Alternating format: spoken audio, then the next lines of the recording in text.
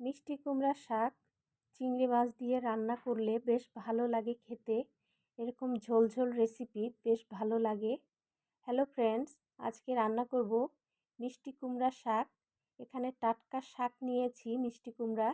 এবার ভালো করে কেটে বেছে নিচ্ছি। একটু সময় নিয়ে করতে হবে শাক বাছাটা।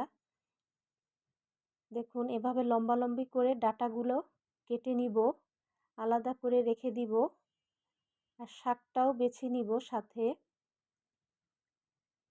আমরা জানি মিষ্টি কুমড়ার শাক বেশ খসখসে টাইপের, রান্না হতে একটু সময় লাগে। সেজন্য এভাবে বেছে নিয়ে হাতের মধ্যে এভাবে ডলে নিব প্রতিটা শাক। তারপরে আলাদা করে রাখবো।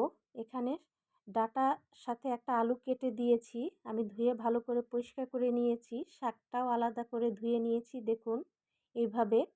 তো এবার চলুন রান্নায় চলে যাই। কড়াইয়ে তেল দিয়ে দিচ্ছি আমি পেঁয়াজ বাটা, রসুন বাটা, আদা বাটা, সামান্য লাল মরিচ বাটা, আপনারা চাইলে কাঁচামরিচ দিতে পারেন, হলুদের গুঁড়ো। এবার একটু পানি দিয়ে মশলাটা আমি কষিয়ে নিচ্ছি ভালো করে। আমরা জানি এই শাকটা খেতে বেশ ভালো লাগে, সুস্বাদু একটি শাক, সাথে পুষ্টিকরও। এইভাবে যদি ঝোল রান্না করে খেয়ে দেখেন ভালো লাগবে। মশলাটার পানিটা শুকিয়ে গিয়েছিল, আবার একটু পানি দিয়ে মশলাটা কষিয়ে নিচ্ছি। এবারে দিয়ে দিব চিংড়ি মাছ।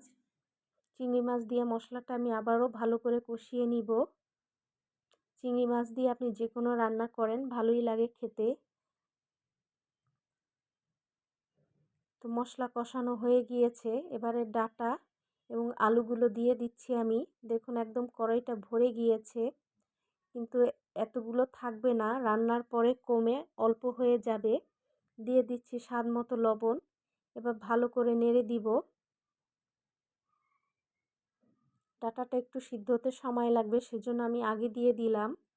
শাকটা একটু পরে দিব। ঢেকে দিচ্ছি। কিছুক্ষণ পরে ঢাকনা খুলে আবারও নেড়ে দিব।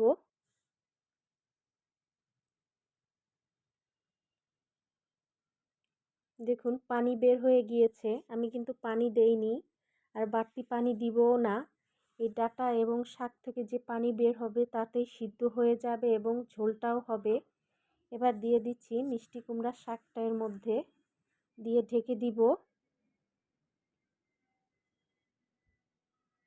শীতের দিনে এরকম রেসিপি রান্না করে খেতে ভালোই লাগে, যেহেতু শুকনা শুকনা সব কিছু থাকে, ড্রাই সিজন, সেজন্য এরকম ঝোল ঝোল রেসিপি করলে ভালো স্বাস্থ্যের জন্য। ঢাকনা খুলে আমি শাকটা আবার নেড়ে দিচ্ছি। এবার দিয়ে দেবো একটু সামান্য পরিমাণে চিনি।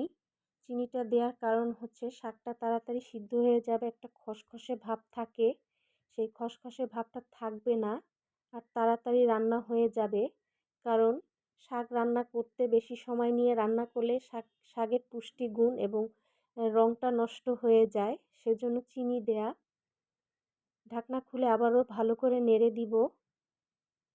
এবার ঢেকে দিব, সিদ্ধ হওয়া পর্যন্ত অপেক্ষা করব। সিদ্ধ হয়ে গিয়েছে শাক এবং ডাঁটা, এবার নামিয়ে নিব। আমার রান্না হয়ে গিয়েছে, দেখুন কত সুন্দর হয়েছে কালারটা।